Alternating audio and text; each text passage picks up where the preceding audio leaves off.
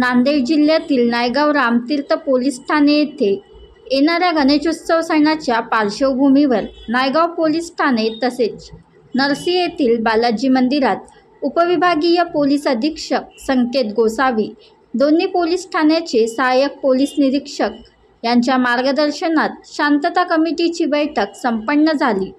गणेश मंडळाने सूचनांचे काटेकोरपणे पालन करून ध्वनी प्रदूषण बाबतीत काळजी घ्यावी। डीजे लावण्यास परवानगी नसून कायद्याचे उल्लंघन झाल्यास गुन्हे दाखल करण्यात येतील। शांततेची परंपरा कायम राखत संयमाने उत्सव साजरा करावा। यावेळी उपविभागीय पोलीस अधिकारी संकेत गोसावी, पोलीस निरीक्षक अजित कुंभार, सपोनी श्रीधर जगताप, पोलीस उपनिरीक्षक शिवराज नरवाडे, ML परगेवार, जांभळीकर, सूर्यवंशी, शेख, शिंदे, नायब तहसीलदार येरावार, भास्करराव पाटील, भिलवंडे उपस्थित होते।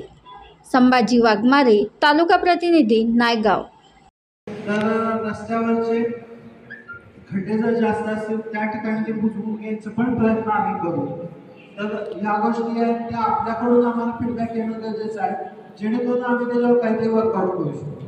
तसंच जे आपण आगमन करणार आहोत तर नरसीमध्ये जर मोठ्या प्रमाणामध्ये एका मागे एक अशा गणेश मंडळाला मिरवणुकीची म्हणजे शोभायात्रा होत असेल तर अशा वेळेला हे पण गरजेचं आहे की जर आपल्यामध्ये काही वाद असतील, पहिला मोड किंवा विसर्जनाच्या वेळेला वाद होतो की माझा गणपती शेवटी जाणार, माझा गणपती पहिला असणार, तर तसे जर काही आपल्यामध्ये वादविवाद असतील तर ते सुद्धा सांगा, जेणेकरून आपण ते लॉट काढून किंवा लॉटरी पद्धतीनं एखाद्याकडून चिठ्ठी काढून आपण तो सिक्वेन्स ठरवून घेऊ, जो परमनंट राहील, जो यावर्षी पहिला आहे तो शेवटी जाईल पुढच्या वर्षी, आणि तीच आपल्याला सिस्टीम फॉलो करता येईल।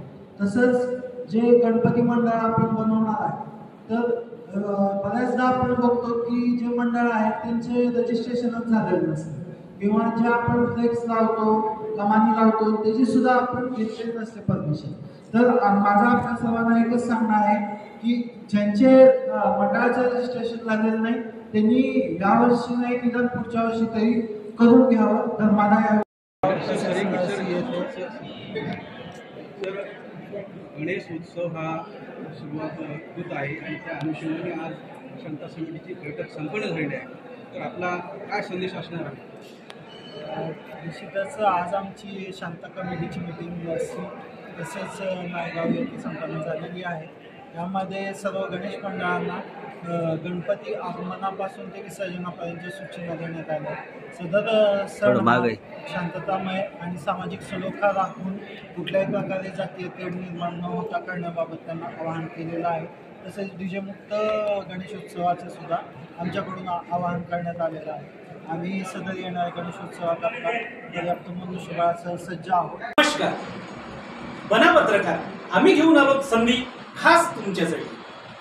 तुमच्या जिल्ह्यातील, शहरातील, ग्रामीण भागातील समस्यांचा, घडामोडींचा, ताज्या बातम्यांना वाचा फोडण्यासाठी, अन्याय अत्याचार करणाऱ्यांच्या विरोधात आवाज उठवण्यासाठी, जनतेला न्याय देण्यासाठी, तसेच सामाजिक, शैक्षणिक, सांस्कृतिक चळवळ मजबूत करण्यासाठी आम्ही घेऊन आलो तुमच्यासाठी पत्रकार बनण्याची एक खास संधी।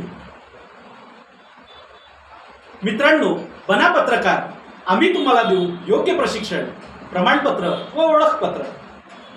तर आजच निश्चय करा व आपल्या क्षेत्रातील घडणाऱ्या घटना, निर्माण झालेल्या समस्यांना वाचा फोडण्यासाठी, भ्रष्टाचारी अधिकारी, कर्मचारी यांच्यावर अंकुश ठेवण्यासाठी घ्या पुढाकार, बना पत्रकार।